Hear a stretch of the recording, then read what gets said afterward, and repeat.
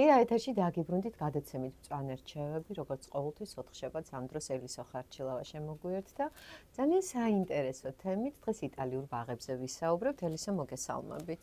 დილა მშვიდობის, დღეს მართლაც გავისეირნებთ იტალიაში და ჩემთვის არის ერთ-ერთი უსაყვარლესი სტილისტიკა საერთოდ ლანდშაფტის დიზაინში, ეს არის იტალიური სტილი.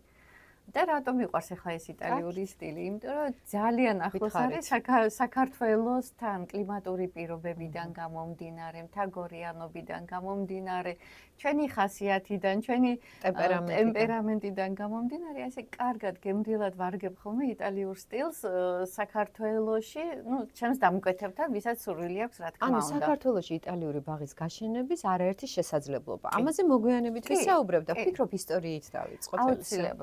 აუცილებლად, საერთოდ როცა იტალიურ საერთოდ სტილისტიკაზე როცა ვსაუბრობთ, ამ საუბრებიდან გამომდინარე, ძირითად სტილისტიკაში, როგორც არის ფრანგული სტილი, იტალიური სტილი, იაპონური სტილი და ასე შემდეგ, სულ რამოდენიმეა, ხო, ერთ-ერთი განსაკუთრებული ადგილი უკავია ამ სტილისტიკაში იტალიურ სტილს. ასე ვთქვათ, შეიძლება რომ ეს იტალიური სტილი ნერგავს და ბევრის ინსპირაცია ხდება ხოლმე რომ თავის ბაღში განავრცოს ეგ სტილი, ეს მიმდინარეობა.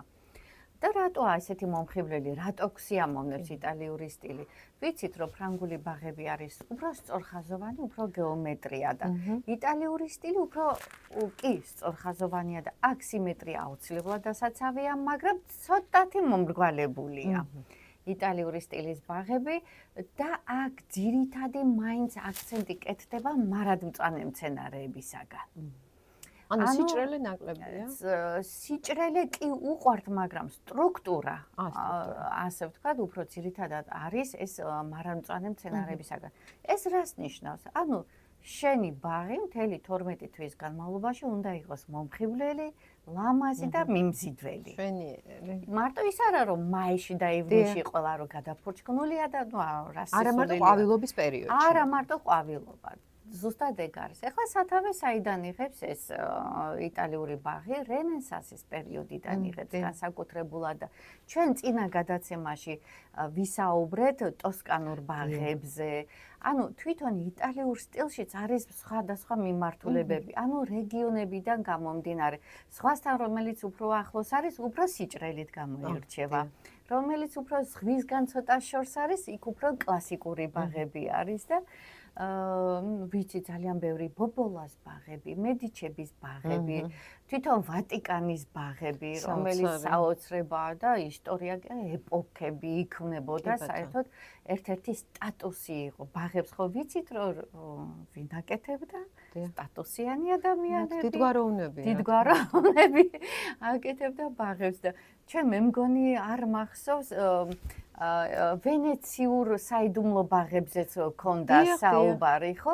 მიუხედავად იმისა, რომ იქ ნაკლები ხმელეთია, ბევრი ზღვა არის და იქაც საიდუმლო ბაღები იყო და კაზანოვას ბაღებზეც რო ვისაუბრეთ. აგერ ტოსკანურ ბაღებზეც. ანუ ეს იტალიური სტილის ბაღები არ არის ერთჯერადი სასაუბრო თემა, ეს არის გავრცობილი, მრავალფეროვანი და გააჩნია სად გამოიყენებ და როგორ გამოიყენებ ამ ძირითად მახასიათებლებს. დღეს საუბრობ ზოგაჭრილში, ზოგადად იტალიური ბაღებზე და მახასიათებლები ახსენეთ. დიახ.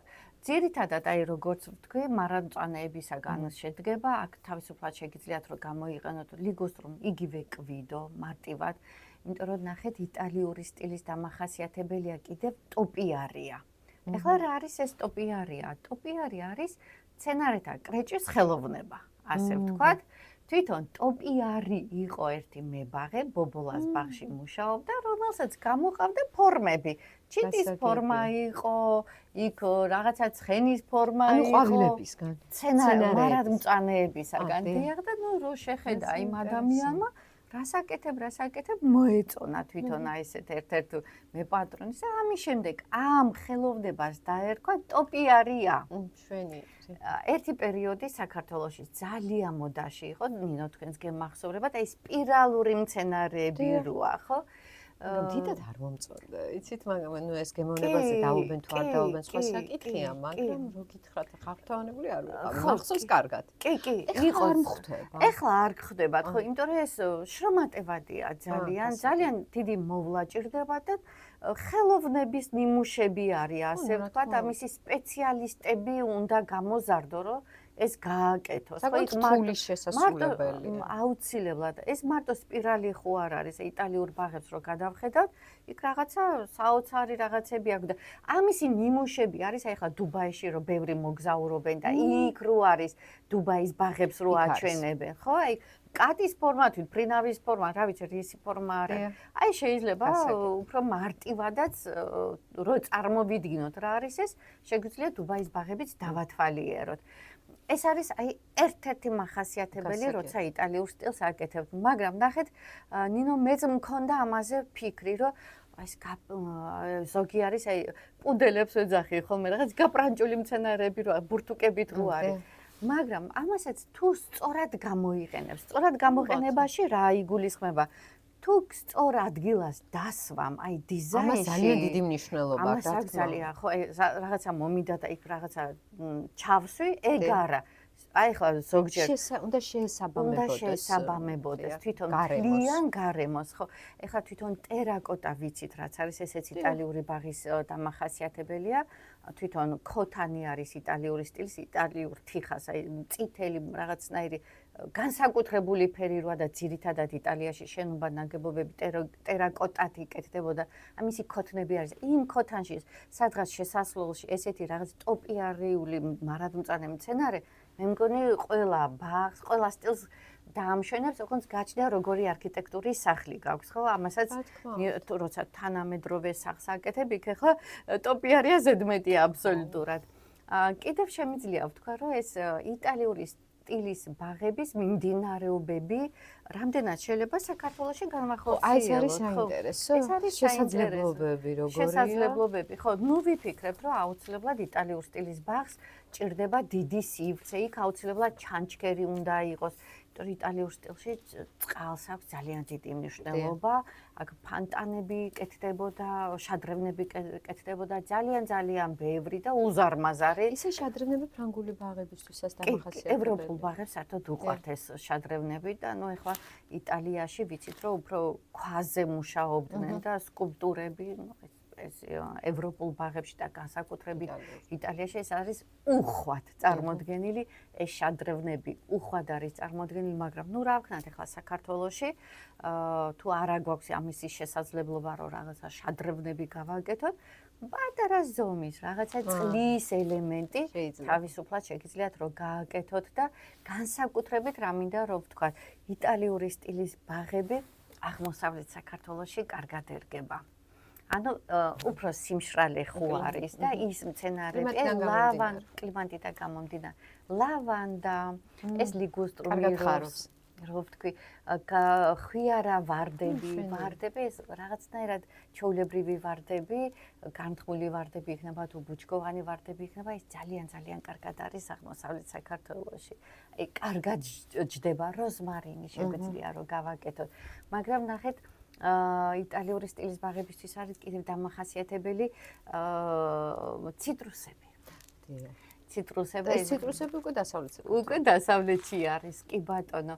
ეს პორტოხალი იქნება, კუმკვატი იქნება, ლიმონი იქნება, მაგრამ როცა აღმოსავლეთ საქართველოში ვაკეთებთ და სურვილი აქვს ახლა დამკვეთს და მით უმეტეს თუ ის არის აგარაკი და არა საცხოვრებელი, მეუბნები რომ კი ბატონო, გავაკეთოთ ციტრუსი, მაგრამ უნდა შეიფუთოს. მეუბნება, კი, შეიფუთოს, იმიტომ რომ მე ზამთარში არ ვარ იქ და არ მიშლის არაფერს. მარტივად შეიძლება ამისი განხორციელება ეს ქოთანში რომ ეს ციტრუსი იყოს და ჩვენ ვიცით რომ აი ამალფის კუნძულები და პოზიტანოში სულ ლიმნები, პორტოხლებია, რაღაცა ფერადია. ეგ არის იტალია. იტალიური ბაღი. კი ბატონო. კი ბატონო, ეგ არის. აი, როდესაც ზოგადად იტალიურ ბაღს გეგმავთ, რა თქმა უნდა, ძალიან ბევრი ფაქტორია გასათვალისწინებელი. ფორმის დაგეგმარება როგორ ხდება, ხო? გარკვეული ფორმები აქვს იტალიურ ბაღს, უფრო სიმრგვალეა, ხო, დამახასიათებელი. სიმეტრიული ბაღებია აუცილებლად.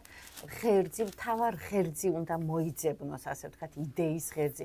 ეს იქნება შადრევანი, ეს იქნება რაღაცა ძირითადი ერთი ასე ვთქვათ ბელადი მცენარე რის გარშემოდაც გააკეთებ ხომ თავარი მცენარე ეს შეიძლება სახლიც იყოს რომ სახლს მოარგო და ვიცით რომ ჩვენ სახლი და ბაღი ერთი ნაწილი უნდა იყოს და არა ცალ-ცალკე ხო ახლა თუ თანამედროვე სტილის სახლი შეგხვდა იქ უკვე იტალიურ სტილს გააკეთებ, მაგრამ უკვე გათანამედროვებულ სტილს გააკეთებ, ხო? ანუ იტალიურ ბაღი ბევრი რამის საშუალებას გაძლევს. ბევრი რამის საშუალებას გაძლევს და ჩვენი ბაზარში არის იმდენი მცენარეები, რომ მარტივად შეგიძლია იტალიური სტილის ბაღი გაბედო და გააკეთო. აი რომელია ეს ადვილად მოსავლელი მცენარეები? როგორც იტალიური ბაღისთვის არის დამახასიათებელი. კი ბატონო, როგორც ვისაუბრეთ, ეს არის ერთადერთი კი არა და მრავალფეროვნებს შორის ლიგუსტრუმი კვიდო მცენარე, რომელიც საქართველოში და თბილისში განსაკუთრებულად ძალიან ბევრი არის. მარადმწვანე არის, კრეჭას ექვემდებარება, ადვილად მოსავლელი არის ეგ მცენარე. ბზა შეგვიძლია რომ გამოვიყენოთ, აი ტოპიარიაში, როცა მე პატარა ბაღი მაქვს, ხო? თუნდაც ის მომრგვალებული ფორმის რო იყოს ეს ბზა, ხო? მაგრამ ნახეთ ეს ტოპიარიას როცა ააკეთებ ადამიანი, შენ წინასწარ უნდა დაგეგმო, შენ ბურთები გჭირდება? თუ კონუსური ფორმის გჭირდება, აუცილებელი არ არის რაღაცა დიდი მცენარე იყოს და სპირალი იყოს, ან კატის ფორმა გქონდეს და ან ცხენის ფორმა, ხო?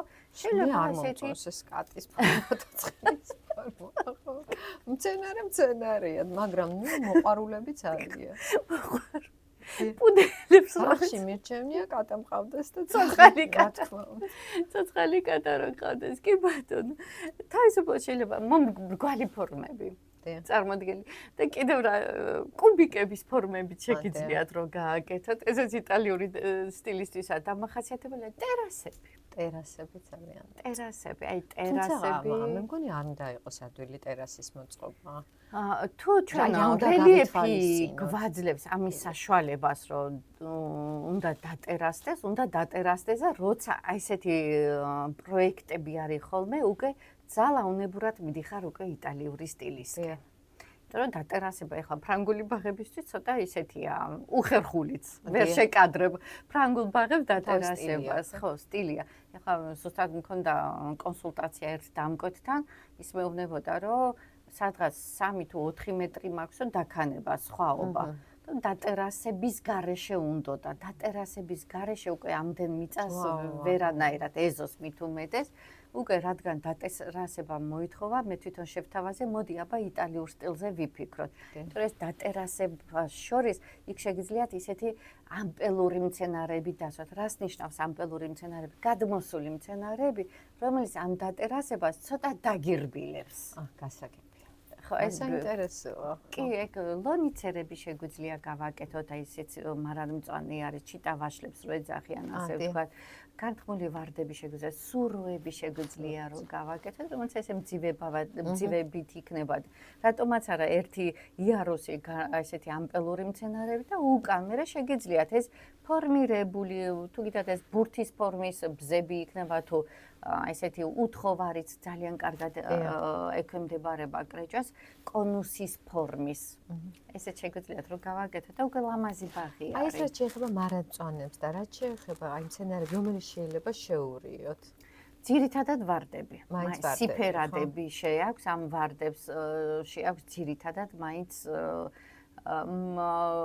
როზმარინები შეგვიძლია რომ გავაკეთოთ, ლავანდები შეგვიძლია რომ გავაკეთოთ და აი ხა ისევ გაჩნია რეგიონს, თუ სხვასთან უფრო ახლოს ხარ, კამელიები შეგვიძლია რომ გავაკეთოთ.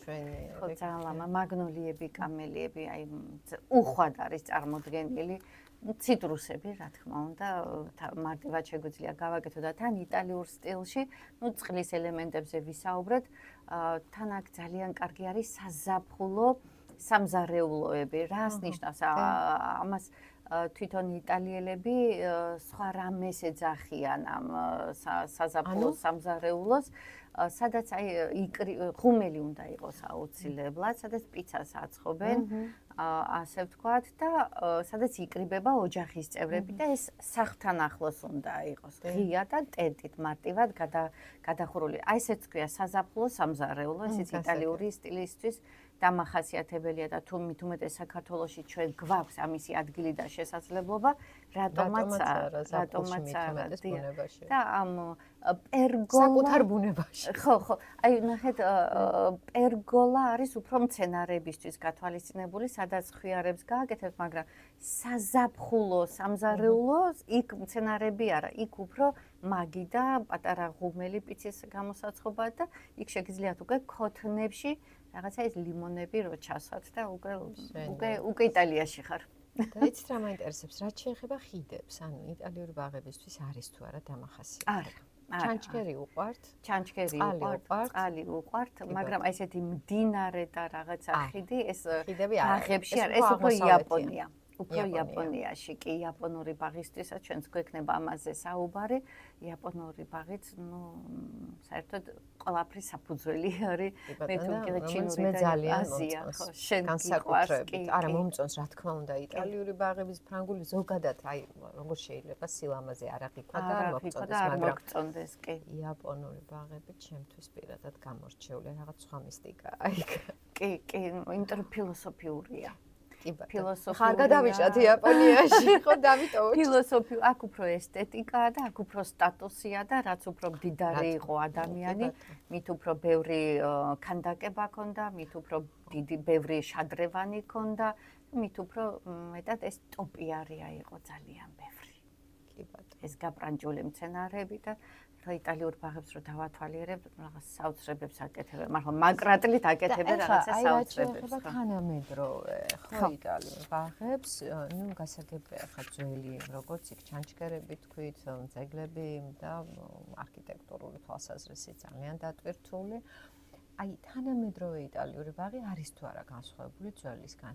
რა დატოვეს და რას დაუშვათ აღარ იყენებენ მოწყობისას? კი ბატონო, ტოპიარი ამოვარდა ნელ-ნელა. ანუ ის უკვე აი ძაღლი და კატის ფორმებში მცენარეები ცოტათი ამოვარდა, უფრო ძირითადად ბურთის ფორმებში არის გაკეთებული, როცა კომპოზიციებს ვაკეთებ. ანუ ისეთი სიმეტრიული ბაღები, კიბეები, ხო ესეც გამომჩა, კიბეები თუ დატერასება როცა არის, იქ აუცილებლად კიბე საჭიროა. ამ კიბეების გარშემო სიმეტრიულად ქოთნებში ჩარგული მცენარეები ეს აუცილებლად უნდა ყოფილიყო სიმეტრიაში და ეს რაღაცები ასე თუ ისე ნელ-ნელა ამოვარდა. ეხლა უფრო გამარტივდა, იმიტომ რომ მცენარეები უფრო ჯგუფურად ვაკეთებს ჩვენ ძირითადად პრაქტიკიდან გამომდინარე, უფრო მარტივად მოსავლელია და გაზონს ენიჭება ჩვენთან ძალიან დიდი ყურადღება. რაც იტალიური სტილის ბაღებისთვის ცოტა ნაკლებია, გაზონი იქ არ არის. იქ უფრო სიმეტრიული აი შემოღობები იყო ასეთ ცოცხალი ღობეებით, ასე ვთქვათ, სადაც ირგვებოდა ეს ფერადი ვარდები, ანუ ფრანგული სტილი და იტალიური სტილის ხო კლასიკურად რო დაშალოთ, ძალიან დიდი სხვაობაც არ არის. მაგრამ ამათ ცოტა დაამრგვალეს, სიმრგვალეები მისცეს იტალიელებმა და ამას ძალიან დიდი ყურადღება უნდა საერთოდ, როცა იტალიურ სტილს აკეთებ და დამკვეთს, ეს ზუსტად უნდა აუხსნათ, რომ არ აგიჭრელდეს დაგეგმარებისას ბაღი და იტალიის მაგურად საფრანგეთში რო არ აღმოჩნდე, ხო. კი ბატონო, ეხლა პატარა ეზოებისთვისაც, ვისაც პატარა ეზო აქვს, ხო რა მინდა, იტალიური სტილის ბაღი მინდა, არა მაქვს ეს დატერასება, არც კიბეები მაქვს და არც შადრევნების გაკეთება შემიძლია. როგორ შეგვიძლია რომ გავაკეთოთ, ხო? შეგვიძლია რაღაცა ცენტრალური ადგილას ერთი ტოპიარიული მცენარე წარმოვადგინოთ, ხო? და ეს იქნება სპირალი, იქნება თუ რაღაცა დიდი ბურთი იქნება, ან თუნდაც უთხოვრის რაღაცა კონუსური ფორმა, ხო? აი ამის გარშემო შეგვიძლია მე რომ გავაკეთოთ. ხო, აი ეს შეგვიძლია თუ ეხლა არ უნდა ის რაღაცას ის სპირალი და რაღაცა ტუიასგან კეთდება საერთოდ ძირითადად ეს სპირალები კიპარისებისაგან კეთდება, ესეთი ფორმირება და არის ხოლმე კიდევ შტამპზე მცენარეები დიდი ბურთით რო არის მარადმწვანე. ესეც ძალიან ლამაზია. გაჩნია ახლა მაგას ესე მარტო ჯოხებივით კი არ უნდა ჩასვა, ქვემოდანაც უნდა მიუსვა რაღაცა მცენარეები კომპოზიციაში, რომ ეს ეფექტი მივიღოთ. კი ბატონო და ცოტა დრო დაგვრჩა, დავასრულოთ ასე ვთქვათ ჩვენი ეთერი, შევაჯამოთ, რამდენად კომფორტულია დღევანდელ დაჩქარებულ ცხოვრებაში და დაჩქარებულ ტემპში იტალიური ბაღის გაშენება, თუნდაც მოვლის თვალსაზრისით. ძალიან მარტივი არის, როგორც აღნიშნე, უფრო ძირითადად მარანწვანებისაგან კეთდება და მარანწვანებს ვიცით, რომ აი ესეთი ბევრი შეწამლები, ბევრი მოვლა მაგათ არ ჭირდებათ, ხო? მთავარია ეს თუ ფორმირებული გააკეთეთ შემოდგომით მისცემ ფორმას და გაზაფხულზე კორექტირებას მისცემ. აი თმებს როგორც ვიჭრით ხოლმე, აი ეს გაზაფხულზე მე მთელი საფული ხელი არ არის მოსაკიდი და კიდევ მე გამომრჩა არკები. აი არკები უყვარს ძალიან საქართველოს. თაღები ქვია, ხო? თაღები, აი თაღები ძალიან. კი, ხო. აი თაღების ელემენტებით შეგიძლიათ იტალიურ ბაღში გააკეთოთ ეს ხვიარავარდი იქნება, გლიცინია იქნება თუ რაც ხვიარა მოიპოვება, ჟასმინი, სურნელოვანი ჟასმინებით შეგიძლიათ რომ ეს გააკეთოთ. ასე რომ იტალიური ბაღი გვაძლევს იმის საშუალებას, რომ თუნდაც ჩვენს რეალობაში გავაშენოთ მარტივად, ხო. ფანტაზიას რაც შეეხება, აქაც გასაქანი გვაქვს. კი, და შესაძლებლობებიც არის. ჭაჭქერი იქნება თუ ტერასა იქნება, დიდი ბაღი იქნება, მოცულობი თუ პატარა, შესაძლებელია ამ არაჩვეულებრივი იტალიური სტილის გამოყენება და ბაღის გაშენება. ელისო, ძალიან დიდი მადლობა ესეთ საინტერესო საუბრისთვის. დროებით დაგემშვიდობებით, ეს იყო გადაცემა მწვანე ელისო ხარჩილავასთან და შემდეგ 4 შაბათსაც საინტერესო თემით შემოგვიერთდებით, ვიცი და მოდით სიურპრიზად დავტოვოთ. კი ბატონო. რადიო მედის სტილის არხი კი აგრძელებს მაუწყებლობას, მე მალე დაგიბრუნდებით.